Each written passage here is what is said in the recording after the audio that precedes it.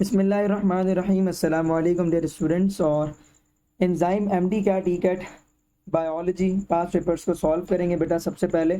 लेकिन इस चैप्टर के एमसीक्यूज को सॉल्व करने से पहले एक मशवरा ये है कि ऊपर जो आई बटन पर आपके पास एंजाइम के लेक्चर का लिंक आ रहा है, तो पहले काइंडली उसको ज़रूर जा करके देख लीजिए। और बायोलॉजिकल मॉलिक्यूल के पास पेपर भी अपलोड हो चुके हैं तो पहले एंजाइम का लेक्चर देख लो, देन उसके बाद फिर ज़्यादा अच्छे से समझ आएगा एंजाइम के पास पेपर के एमसीक्यू और पूरी प्रैक्टिस फिर कंप्लीट हो जाएगी। सबसे पहला है what is the characteristic of all the catalyst. सही है, what is the characteristic of all catalyst. सारे के सारे कैटलिस्ट में कौन सा कैरेक्टरिस्टिक आपको मिलेगा? They are broken down in a reaction, no. They are made up of protein, yes. They are not change by the reaction during the process, reaction के दौरान चेंज नहीं होती है, ठीक है। They can not change the rate of reaction, yes they can change the rate of reaction and they are not changed by the reaction। तो auto catalyst के अंदर लिटिल बिट चेंज आता है। तो तमाम के तमाम कैटलिस्ट के हवाले से जो पॉइंट ठीक है बेटा वो है option B, they are made up of protein. Number 2, the specificity of enzyme is due to their high molecular weight. इसकी वजह से एंजाइम का नेचर स्पेसिफिक होता है, नो। पीएच सेंसिटिव होता है, बल्कि हाई मॉलिक्यूलर वेट सही है, इसको कंसीडर कर सकते हैं कि इसकी वजह से इसकी एंजाइम जो है ना वो स्पेसिफिक होता है। पीएच सेंसिटिव होता है, जी बिल्कुल। हाइड्रोजन बॉन्डिंग कुछ एंजाइम करते हैं, इस वजह से उनका नेचर जरा स्पेसिफिक हो जाता है, ठीक है। उनकी सरफेस कॉन्फ़िगरेशन, अगर मैं बात करूं इन तमाम चीज़ों में, तो मुझे हाई मॉलिक्यूलर वेट एंजाइम की स्पेसिफिसिटी से रिलेटेड वैसे नहीं लग रहा, नहीं है। पीएच सेंसिटिविटी की वजह से एंजाइम स्पेसिफिक होता है, अच्छा। लेकिन यहाँ पर स्पेसिफिसिटी पूछा जा रहा है, मतलब एंजाइम जो है ना वो एक खास काम किस वजह से करता है। खास काम से मुराद ये कि खास रिएक्टेंट को अपने साथ जोड़कर प्रोडक्ट में क्यों तब्दील करता है, सारे के सारे सब्सटेंस को अपने साथ जोड़कर प्रोडक्ट में क्यों नहीं तब्दील करता। तो उसके पीछे सिर्फ और सिर्फ उसकी है सरफेस कॉन्फ़िगरेशन का जवाब सही होगा।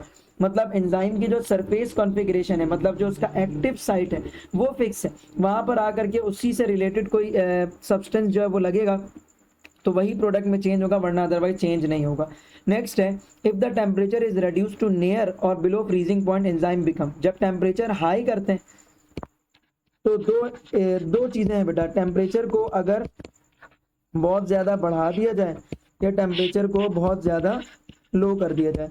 टेम्परेचर को अगर बहुत ज्यादा हाई किया जाएगा तो एंजाइम जो होता है बेटा वो डी नेचर हो जाता है, एंजाइम जो है बेटा वो डी नेचर हो जाता है। और टेम्परेचर अगर लो किया जाए तो एंजाइम जो है वो इनएक्टिव हो जाता है।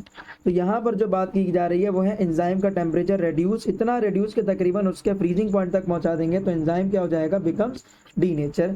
या फिर एंजाइम जो है वो रीनेचर्ड या डॉर्मेंट या फिर activate. If the temperature is reduce to or near below freezing point enzyme becomes denatured, renatured, dormant. तो डी नेचर्ड तो नहीं होगा, डॉर्मेंट होगा, मतलब इनएक्टिव हो जाएगा। तो ऑप्शन सी सही होगा, डॉर्मेंट, ठीक है। ऑप्शन सी सही होगा बेटा, ए सही नहीं होगा। When a prostatic group joins with the enzyme it forms. जब आपके पास प्रोस्टैटिक ग्रुप ज्वाइन हो जाता है, पहले तो मैं ऑप्शन ए कर दूं 3 का। उसके बाद नेक्स्ट क्वेश्चन है बेटा, when a prostatic group joins with an enzyme it forms. जब प्रोस्टैटिक ग्रुप एंजाइम के साथ ज्वाइन होता है तो क्या बनता है। अब आपको सबसे पहले तो ये पता होना चाहिए कि एपो एंजाइम किसको कहते हैं। सही है, जो प्रोटीन पार्ट होता है बेटा एंजाइम का, जो एंजाइम का प्रोटीन पार्ट है, जैसे लेट सपोज ये है, मैंने कहा फॉर एग्जांपल ये है, फॉर एग्जांपल बेटा मैंने कहा कि एंजाइम का प्रोटीन पार्ट है, ठीक है। तो ये जो प्रोटीन पार्ट होता है एंजाइम का, that is called apo enzyme. Enzyme का जो प्रोटीन पार्ट होता है that is called apo enzyme. और उस एपो एंजाइम के साथ आकर के मॉलिक्यूल लगता है, उस एपो एंजाइम के साथ आकर के मॉलिक्यूल लगता है, और वो आपके पास नन प्रोटीन पार्ट होता है जो कि मजीद एक्टिविटी ऑफ एंजाइम को इंक्रीज कर देता है। तो जैसे ये नन प्रोटीन पार्ट आकर के लग गया एंजाइम के प्रोटीन पोर्शन के साथ, और इसकी वजह से एक्टिविटी जो है मजीद एंजाइम की जब वो इंक्रीज हो जाएगी, तो इसे हम कहते हैं आपके पास बेटा को एंजाइम कह लो या फिर को फैक्टर कह लो, सही है, या फिर आपके पास प्रोस्टैटिक ग्रुप कह लो, ठीक है। तो बेसिकली तौर पर इसे जो है यहाँ पर हम कहेंगे कि भाई हमारे पास ये जो है क्या लग रहा है, को एंजाइम या फिर को फैक्टर लग रहा है, ठीक है। को फैक्टर फॉर एग्जांपल हमारे पास लग रहा है। और ये अगर परमानेंटली अटैच्ड हो जाए कोई मेटालिक आयन हो तो इसी को प्रोस्टैटिक ग्रुप भी कहा जाता है। तो एपो एंजाइम और साथ में लगने वाला को फैक्टर जब मिल जाएगा, जब दोनों अटैच हो जाएंगे, तो आप इस पूरे स्ट्रक्चर को, जिसमें को फैक्टर लग चुका है एपो एंजाइम के साथ, तो इस पूरे स्ट्रक्चर को कहा जाता है हॉलो एंजाइम, ठीक है। So when a prostatic group सही है। को फैक्टर के बारे में मैंने आपको कहा कि परमानेंटली अटैच्ड हो जाए तो इसे कहा जाएगा प्रोस्थैटिक ग्रुप, PHETIC से कहा जाएगा प्रोस्थैटिक ग्रुप। तो जब प्रोस्थैटिक ग्रुप ज्वाइन हो जाए एंजाइम के साथ तो क्या बनता है, तो हॉलो एंजाइम फॉर्म होता है। ठीक है, उसके बाद विच of the following factor affect the enzyme activity, temperature, pH, concentration, radiation, सब करता है, ऑल ऑफ द अबव।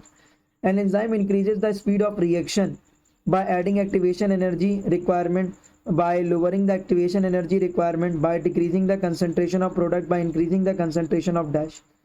तो एंजाइम जो है वो स्पीड अप करता है रिएक्शन को, कैसे, सिर्फ और सिर्फ एक्टिवेशन एनर्जी को कम करके। ठीक है, फॉर एग्जांपल एक रिएक्शन है जो चल रहा है आपके पास, ठीक है, उसको एक्टिवेशन एनर्जी ज़्यादा चाहिए थी या जितनी भी चाहिए थी, अब हमने उस रिएक्शन को एंजाइम की प्रेजेंस में करवाया।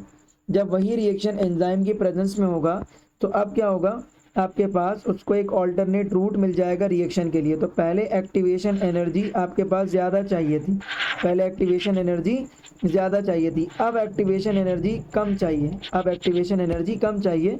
तो अब जो एक्टिवेशन एनर्जी चाहिए वो कम है, पहले एक्टिवेशन एनर्जी जो है वो ज़्यादा चाहिए थी।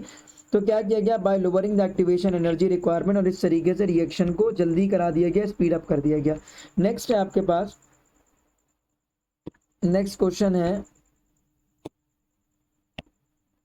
some enzyme require the presence of non-protein molecule to behave catalytically, an enzyme devoid of this molecule is called।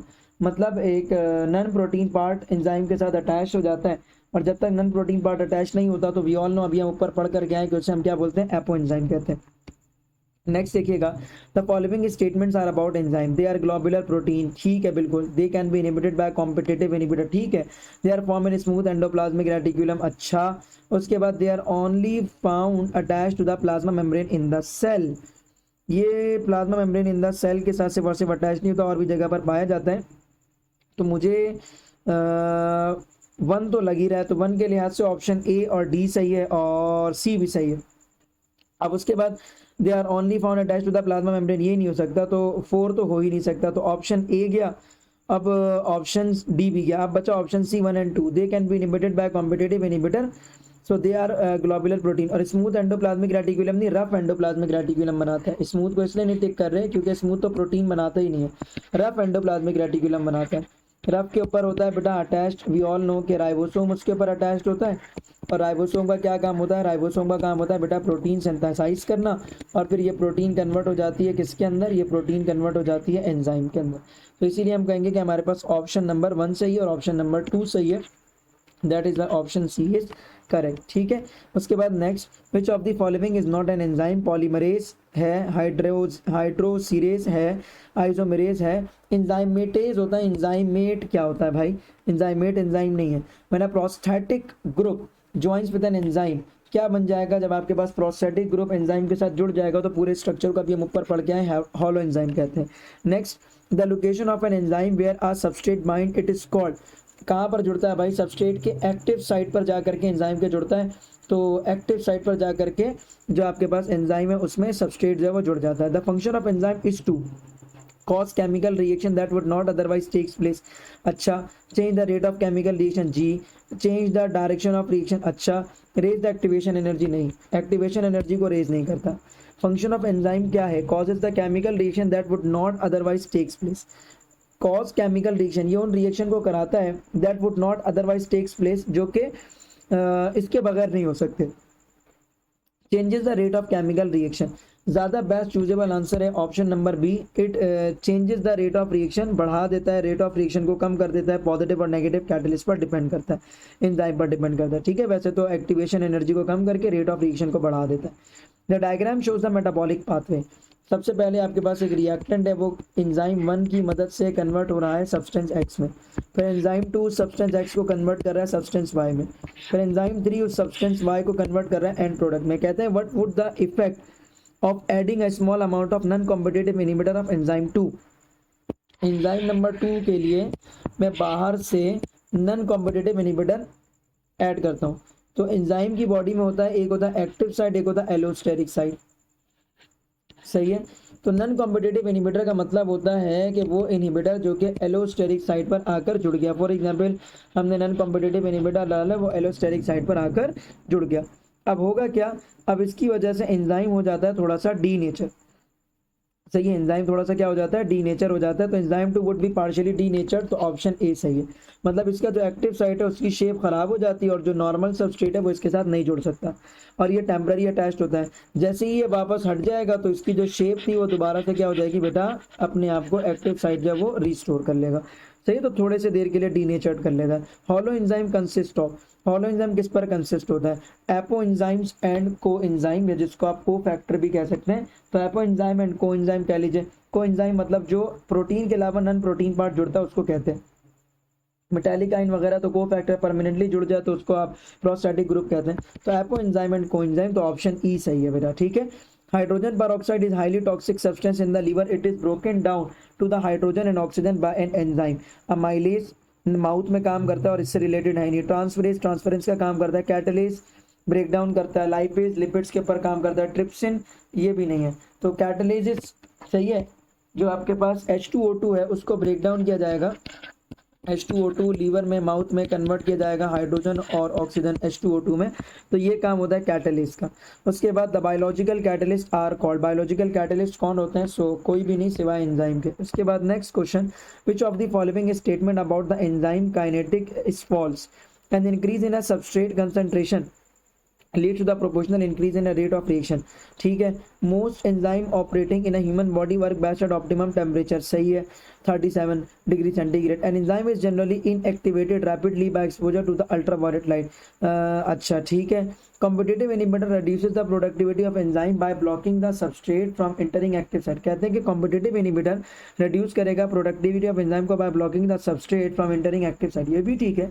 तो which of the following statement about the enzyme kinetic is false, कोई भी false नहीं है, तो मेरे हिसाब से none of these होगा, ठीक है, सब कुछ ठीक लिखा हुआ है।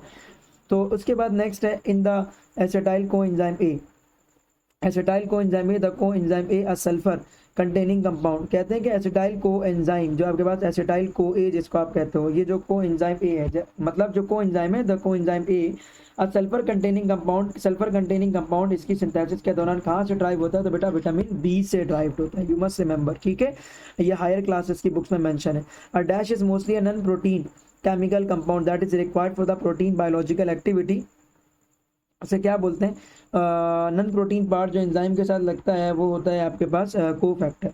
उसके बाद the following reaction occurs in a human gastrointestinal tract, amylase glucose को माउथ में तब्दील करता है भाई, ठीक है, ये गैस्ट्रोइंटेस्टाइनल ट्रैक्ट के, अच्छा जी ठीक है। कह रहे हैं कि what are the catalyst and product, अब ये कैटलिस्ट से रिलेटेड बात हो रही है। ट्रिप्सिन अमाइनो एसिड और लाइप अमाइलेज माल्टोज से रिलेटेड है, ठीक है। तो यहाँ पर जो आपके पास है बेटा, अरे ये नीचे क्यों हो गया,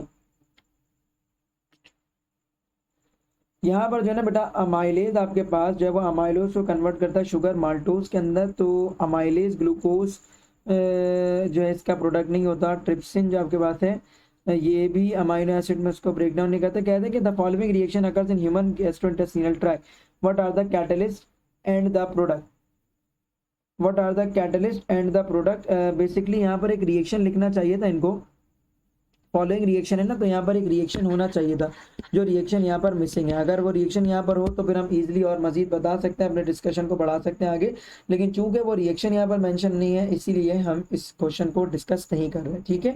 अच्छा बेटा अगर आप लोग ज़बरदस्ती फिर भी 20 देखो तो 20 का आंसर तो सी है, तो सी आप मार्क कर लें, लेकिन कंडीशन यही है कि यहाँ पर बेटा आपके पास जो है ना वो रिएक्शन मेंशन नहीं है। रिएक्शन अगर लिखा हो ना तो फॉलोइंग रिएक्शन मतलब रिएक्शन होना चाहिए था यहाँ पर, ठीक है। आई होप सो कि बेटा वीडियो आप लोगों को पसंद आई होगी। कोई सवाल या किसी भी किस्म की कोई इशू है तो कमेंट सेक्शन बिल्कुल आपके लिए ओपन है, कमेंट सेक्शन पर आकर के आप लोग कमेंट कर सकते हैं, आप लोगों को इंशाल्लाह ज़रूर जवाब दिया जाएगा। वीडियो को एटलीस्ट लाइक ज़रूर कर दीजिए, न्यू मेंबर है तो काइंडली चैनल को सब्सक्राइब कीजिए, साथ में आपको तो पता ही है बेल आइकन को प्रेस कीजिएगा तो ही नोटिफिकेशन मिलेगी, और बेल आइकन को प्रेस नहीं कीजिएगा तो नोटिफिकेशन नहीं मिलेगी। दुआ में याद रखिए भाई अपने अच्छे से प्यारे से सोफिस्टिकेट से टीचर डॉक्टर अशर अली को। इंशाल्लाह फिर मिलेंगे नेक्स्ट क्लास में, तब तक के लिए मेरे बच्चों अल्लाह हाफ़िज़।